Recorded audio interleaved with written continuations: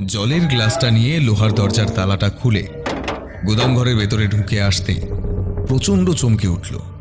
অবরিত ছেলে মেয়ে দুটো খিলখিল করে হাসতে হাসতে সারা ঘরময় ছুটোছুটি করে চলেছে, যেন কোনো অদৃশ্য শক্তি তাদের সঙ্গে হাওয়ার বেগে পাল্লা দিয়ে শোঁ শোঁ করে বিভোর হয়ে খেলে বেড়াচ্ছে। কিন্তু ঐশিক কোথায়? স্তম্ভিত মুখে এদিক ওদিক চোখ তুলে তাকাতে শ্যামল দেখতে পেল বাচ্চাটাকে। সে তখন কোনো এক নারকীয় জাদু বলে উবু হয়ে বসেছে ঘরের দেওয়ালের উপর। সেখান থেকে স্পাইডারম্যানের মতো উল্টো হয়ে ঝুলে খিলখিল করে হেসে চলেছে সে।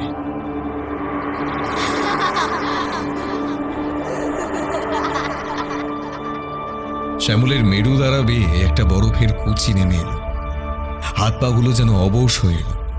আলগা হাতের বাঁধন ফসকে স্টিলের থালাটা সশব্দে মাটিতে এসে পড়তেই ঐশিক ঘাড় ঘুরিয়ে ওর দিকে তাকালো। তার সারল্য মাখা মুখে ফুটে উঠেছে বিচিত্র এক শয়তানি হাসি।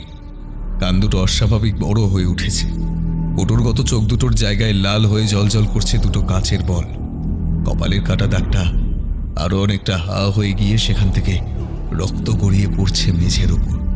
একটা বাচ্চার ধরে এমন ভয়ঙ্কর শয়তানের মুন্ড এর আগে কোনোদিন দুঃস্বপ্নেও কল্পনা করেনি শ্যামল। তার গোটা শরীরটা ম্যালেরিয়া রোগীর মতো কাঁপতে লাগলো।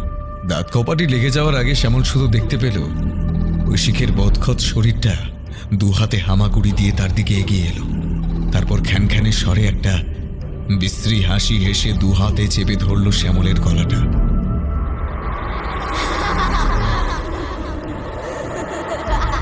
নারকীয় বাচ্চাটার ধাক্কায় টাল সামলাতে না পেরে মাটিতে আছড়ে পড়ল শ্যামল। তার চোখগুলো ঠিকরে বেরিয়ে এলো, দম আটকে আসতে লাগলো। একটা ছোট্ট বাচ্চার গায়ে যে এত জোর হতে পারে এটা সাধারণ মানুষের কল্পনারও বাইরে। ঐশিকের লিকলিকে দড়ির মতো হাড়ের আঙুলের চাপে মট করে ভেঙে গেল শ্যামলের গলার ক্লাভিকেল হাড়টা।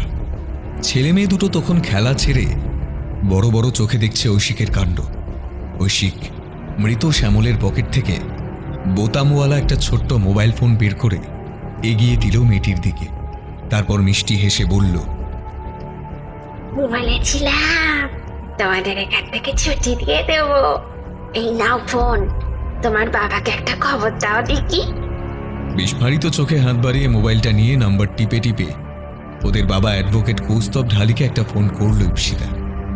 ওর ভাই ছোট্ট ঈশান ঐশিকের হাতটা ধরে বলল, তুমি এমন ম্যাজিক শিখলে কোথায়? ঐশিক মাথা নেড়ে বিজ্ঞের মতো বলল, হগওয়ার্টস।